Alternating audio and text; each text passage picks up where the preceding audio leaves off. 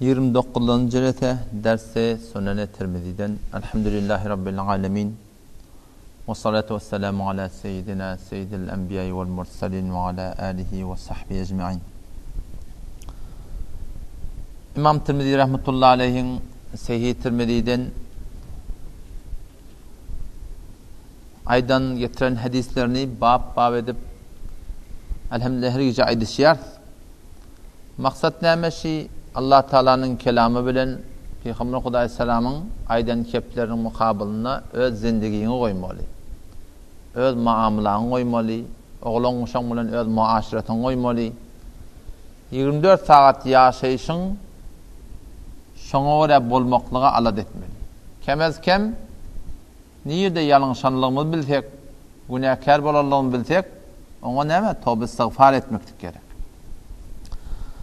İmam Tirmizi rahmetullahi aleyh istada bab bağlaptır. Bağışla bab bağlaptır diyen babın ortasında biz bu ad. Hadis rivayet ediptir.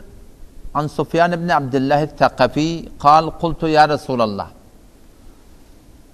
Hazreti Sufyan radıyallahu anhu aytiye ya Resulullah diye haddithni bi emrin a'tasimu bihi. Bana bir kefayt men şoňa gaýym duraýyn dipdir. Başga bir hadis okuydum. Bir owaçy bir adam geldi ya Resulullah şeýle bana bir zady aýt hulasa bolsun. O men şoň gaýym tutaýyn diye. Peygamber Huda aleyhisselam şoňa bir ýeňilje kabaýtdyr zahiran. Ýöne şonda kän manaýaty. Ya Resulullah hawa näme bana bir kefi aýt ki men şoňa näme gaýym duraýyn, şonu tutaýyn men. Birçe kep bolsun, ýöne näme bolsun? Gaýym kep bolsun. Peygamber Huda aleyhisselam aýdy: "Qur Rabbiyallah thumma istaqim." Birçe kep. Rabbim Allah diýip aýt, şoňa da gaýym dur diýipdir. Otam çon olar Arap da dili Arap. O şol dilde de ulaşıp da kulen zindigi edip bilen adamlar şu Rabbiyallah'ını şöyle düşünýärler. Näme diýdigiňi? Yani Rabbiyallah diýmeklik, Allah meniň Rabbim diýmeklik Arap diline ya Allah sen näme diýsen, Peygamberinde näme diýse, men şonu kabul etdim diýip aýtdygyň. Rabbiyallah diýmeklik türkmen diline ya Allah näme diýen bolsaň boyun aldım diýip aýtdygyň. Rabbiyallah diýmeklik türkmen diline ya Allah näme aýdan bolsaň çeşim diýip aýtdygyň. Bir sen gafiňe gullukçy bolup gelse, şu sözleri maňa taňa berse. Kembe sen gafiňe gullukçy bolup geldik. Näme diýsen bil kabul. Näme aýtsaň göz üstüne. Näme aýtsaň biziň gurrunmyz ýok diýip aýtsaň, şey diýip taňa gelip aýtsa, soňram da ýene gelip şoň hilafyny aýtsa, sen näme diýjek taňa? Aydan kefinde durmadyň diýip aýtjak. Sen awal ödüň şey diýip aýtdyň. Näme diýsen mende gurrun ýok diýip aýtdyň. Rabbiyallah diýmeklik de dinna, diyanatda şey Allah sen näme diýsen men teýýar diýip aýtdygy. Şarih rahmetullahi aleyh etekde şonu şerh beripdir. Qur Rabbiyallah thumma istaqim huwa lafzun jami'un şibr. Rabbiyallah diýmeklik bir jami, bir lafzy ki bi jami'il awamir we nawahi. Allah'ın bilen Peygamberin hemme aýdallaryny etmeklikde, etmeklikde şu içine alýar diýipdir. Rabbiyallah diýmeklik. Otam diýär fe innehu law taraka amran. Bir zady terk etse elçekden emrinde. Aw fa'ala manhiyan. Ya bir zady etme diýipdir. Ediberse şonu, şoňa gelip de barahim ay elçekden beýle bir zat bolsa, bir wani adam nefsine tabi bolup günäligini bile etýän ediýandan tawba etýärdiň. Ol bir Hudaý Teala'nın pesendiydi da bolyan insanlar. Ama bir adam vakti Rabbiyallah deyip çyndan Allah meniň Rabbim deyip şoňa göre dogry ýaşajak bolsa näme etmeli ýa wada ştada. Fe innehu law taraka amran. Bir Hudaý bilen Peýgamberiň aýdan terk etdi. Aw fa'ala manhiyan. Ya bir etmediýän zat etse näme boldy? Faqad adala anit tariqil mustaqim hatta yatuba. Onda şo diýä, şo Rabbiyallah diýmekden dogry sıraty mustaqimden çykan adam taýga tawba etýär. Rabbiyallah diýmeklik yani boyun alym diýipdiň da. Boyun alandadyň da etdiýän dadan etmesen, etmediýän dadan etsen, şu häki sözüňi döwdügiň bolýar. Peygamber Huda aleyhisselam sada bir hulasaja bir kebayt durşan. Qur Rabbiyallah. Aýt meniň Rabbim Allah, thumma istaqim. Taň şoň gaýymdyr diýip. Otam şu Rabbiyallah diýmeklikde köp manaýaty. Sen şu owan bir setinden girsen, adam da men Rabbim Allah'a Adam demeyin Rabbim Allah deyip aytsan. Siz kim Rabb tanıyanız? Hemme kişi aytar, biz Allah'ın Rabb tanıyar. Allah'dan başa Rabb'a mı deyip ayt? Hiç kim aytmar Allah'dan başa Rabb olacak mı ne mi diyer. Emma kıyınansak da şey bizim aramızda bolup durunda. Allah'dan gayri Rabb tutunuluyor. Allah'dan gayri huda tutuluptur. Ve yönü bilinenak. Eyni var kim bilmeyi şey alak? Avvala derteminde geçiyor. Kim bilmeyi şey alak? Kim yadına düşüyor? Addi ben Hatim. Yadına düşüyor mu? Ağatı. Addi ben Hatim'in bilmeyi şey alak. Addi ben Hatim, Hatem-i Ta'i milyarder zamanı Kureyş dünyadan kafir geçiptir şoň oğul şey. Mesihiymiştik. Peygamber zaman davet veriyor. Kabul edene. Davet veriyor. Kabul edene. Otan bir tarafta Peygamberimiz yüzlerim ayıptır. Men dinim sen dininden gavda et diye Peygamberimiz da. Mesihi da. Peygamber Huda İslameti de men ten dinin oyundan gavtan yiyeniptir. Om sen dininde falan dat yok, falan dat yok, falan dat yok. 3-4 dat Peygamber sana şoň saniye. Siz näçe etdiňiňden deyipdir. Ama addi şonda buna dülüpdir. Ortaş menden gavul yemen dinimi. Ama ahirde iman etipdir. Ahirette musulman bolupdir. Otan Kur'an okuyup var ya. Bir para, 2 para, 3 para, 4 para, 5 para, 6 para ajib kelam.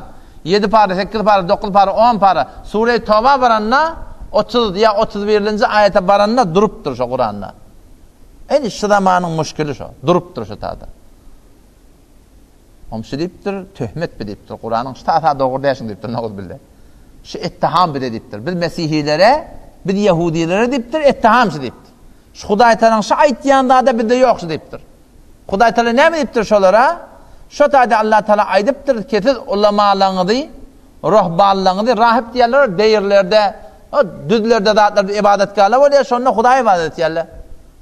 Ulamalar ki aralarına gidip diýerler, din uğruna öğretip kesip diýerler, Allah Taala şol Yahudilerden, Mesihlerden irad alıpdyr, kesiz şu öz ruhbanlaryňyzy, rahipleňizi, öz ulamalaryňyzy Rabb tutunduğun Allah'dan gayri, elah tutunduğun Allah'dan gayri, ma'bud tutunduğun Allah'dan gayri, Allah irad ettir şey. Ayetini okuyup vereyin.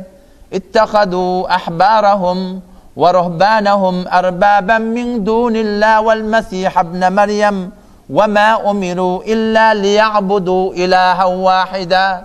Böyle ilaha vahid ibadet etmeyeni ne metli diye Allah Teala. Ulamalarına ibadet etli diye. Ulamaların Rabb tutulu diye. Ulamaların ilah tutulu diye Allah Teala. Sonra Peygamber Hudaý Aleyhisselam yanına gelipdir ya Resulullah. Şimdi de töhmetçi deyipdir. Şu ayet biz beydemizak deyipdir. Biz ulamaları Rabb tutunamızak. Biz rahipleri Hudaý tutunamızak. Biz ulamalarımızı Hudaý tutunamızak. Biz bileri ilah tutunamızak. Peygamber Hudaý Aleyhisselam aytdı diye, meger siz sizce bolmadı mı? Ki sizin ulamalarınız halal haram edenle, haramı halal edenle, şolun gevun hatir derekli, şolun tiýlik hormaty derekli, şolara göre bolluňuz. Muny da bil, her kim biriniň tiýlik hormatyny saklaýar, nämeden çyryp? Öz janynyň gorkýa, öz mugytynyň gorkýa, öz adabyny saklajak bolýar. Ýogam bir adamy kesen gelip ýa-da obada, hom teňe hiç bir nisbetiň ýok, oňa işiň bir gir bolup duran ýeri ýok. Saňa oňa hiç bir munasabatyň ýok, işiň çykyp durana aňyrda oýnasyn, aşağı aňyrda çalsyn diýen. Aşağı aňyrda çyksyn, maňa näme diýer? Maňa näme diýip jogap diýende? Emma o arada bir tiýlikli hormatly bir adamla bolsa, keden işiň şoň elinden geçýär. Şo taňa bir etinayetde, bir ihtiramiyetde seni zil sala girecek. Şol adam gabil ihtiram bolýar. Hassa ulamalar, çok dinin başlyklary. Peygamber Hudaý Aleyhisselam şoň aýtdy diýe, siziň ulamalaryňyz haramy halal etdiler, halaly haram etdiler. Yani dogryny egri edenlerine, egriň dogry edenlerine siz şolaň tiýlik hormaty derekli, şolara wara bolluňuz. Bolluňuz bolmadyň, bolluk ya Resulullah. Onda diýdi diýe, ibadet etme diýerler şey, Rabb tutunma diýerler şey, elah tutunma diýerler şey diýdi. Peygamber şoň düşündiripdir. İttekadû tutunlar Yahudiler, Mesihler, ahbârahum ed ulamalarını ve ruhbânahum rahiblerini erbâben min dûnillâh Allah'dan gayri Rabb tutunlar vel mesih ibne Meryem Mesih piser Meryem'de Rabb tutunlar ve mâ umirû emredilmedi onlara illa meger emredilen dağıtmıştık li ya'budû ilâhen vâhida şu ilâhe vâhid ibadet ettiler ama onlar ulamaları ibadet ettiler diye. Rahipleri ibadet ettiler deyipti Hudaý Taala. Peygamber şoňa düşünipdir, ulamalar ibadet etme diýerler şey. Şu wagtda bizde jamaada eger kime öre bolsak, şeriata ters, şu biziň Rabbimiz bolup oýlanýar. Şu biziň ilahymyz bolup oýlanýar. Allah Teala Kur'an'da iki ýerde şunu torapdyr. Bir ýerde efaraite diýär, bir ýerde araite diýär. Araite gördüňmi ol bir adamy, ýa ol bir zenanany ki men ittehada tutunypdyr, näme tutunypdyr? Yoğurt tutunypdyrmy, çörek alypdyrmy? Näme tutunypdyr? Yer tutunypdyrmy? İş tutunypdyrmy? Ýok, ittehada tutunypdyr ilahahu, öz ilahany, Rabbini näme tutunypdyr? Hawa, hahisat-ı nefsaniýetini. Hahisat-ı nefsaniýetini ilah tutunypdyr diýip. Gördüňmi sen şonu niýe? Kim şo? Şeriata ters ýaşamaklygy niýet eden adamlar. Şeriata wala bolmakly ganimet bolsa bolar. Şu ganimet wala bolaryň aňyrtynda sen ýene birine wala bolýanda kim şo? Kim bolsa sen Rabbiň bolýar şo. Halyn hawa hawasyň bolsun, hala aýalyň bolsun, hala oglanşaň bolsun, hala ýylyň bolsun, hala ahum bolan şeriata ters bolsa, ay şoň aýdan bilen boljak biz. Şo näme diýse şol? Bilip de doň şoň dogry däliň şoň tiýle hormat derekli. İlim gözünden açmajak bolup, halkın gözünden açmajak bolup, biz eger şeriaty defeläp ýaşamal bolsak, şoňa musulmandygyň hiç şek etme. Keşi Allah'dan gaýry Rabb tutunmaklyk. Eýşadi bin Hatim'in inkar etşi alak, biz edemnak mı nipdirdi? Şu biziň jamamyzda şun bilenak, biz edemnak diýe. Rabbimiz Allah diýe, halinki Allah'a tebareke ve taala ters ýaşap. Otam şu taýdan şunu kulağa aviz etmek gerek. Kimin Rabbim Allah? Peygamberimiz şonu aýdypdyr. Qur Rabbi Allah, Rabbim Allah diýip aýt. Rabbim Allah diýip, otam şu Allah wala ýaşamaklyk bolsa, haýsy bir ýerde de ýalňyşan ýerde ýandan tawba edip bagışdyrmaklyk bolsa, şoň ýerine boşluk bar. İnnellezîne qâlû rabbunallah thumma istaqâmû tetenezzalu aleyhimul melâiketu allâ tehâfû ve lâ tehzenû وَأَبْشِرُوا بِالْجَنَّةِ الَّتِي كُنْتُمْ تُوعَدُونَ. Boşluk başın yerinde. Kimlerden çireyim? Şunu adamlara var da. İnnellezîne qâlû rabbunallah. Bişek o erkeklerden analar iki ayettiler. Rabbunallah. Bizim Rabbimiz Allah diye ayettiler. Davuldan. İzine kaim durmalı. Sümme istekâmû. Sonra şuna kaim durdular. Amal bilen. Tetenezzelu aleyhimul melâike. İne ölecek olanlarına ferişteler, iyilerler şuna diye. Ferişteler inecek adam, rahmet ferişteler. Boşluk verecekler. Allah tehâfû, korkman, ve la tehzenû, narahatta bolman, ve ebşirû bil cennet, hoş olun ol bir cennet bilen, kuntum tu'adûn, size vaade verildi. O ferişteler fakat ölecek vaktinde gelen nadı yok. O tadı gözlerine görünüptür olan. Hakkayda aşkar var yaş o tadı. Ne diye ferişteler? Nahnu evliyâukum fil hayâtid dünya. Biz sizin doğasanız, sizin dünyada ve fil ahira. Kıyamet günü sizin doğasanız. Ve lekum fîmâ teştehi enfusukum. İnâlekum o dünya baranızda siz için hevat edin dadınız var. Ve lekum fîhâ mâ tedda'ûn. İsleyen dadınız var, çağıran dadınız var. Kim taraftan olacak ol? Halan dadın. Nuzulen min gafûrir rahîm. Şu Gafur Rahim ki yağdatdı.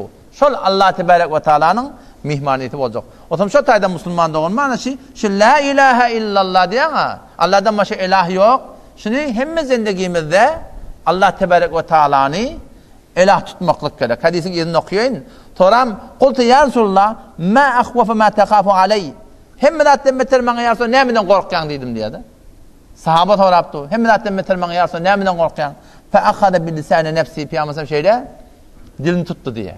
Hem zaten meter Adem helak ettiği anda dilli rivayet diyor. Şu taydan dile hevadan qati qaim olmak gerek. Allah temizleme tevfik versin. Vesselamu aleyküm ve rahmetullahi ve berekatuhu.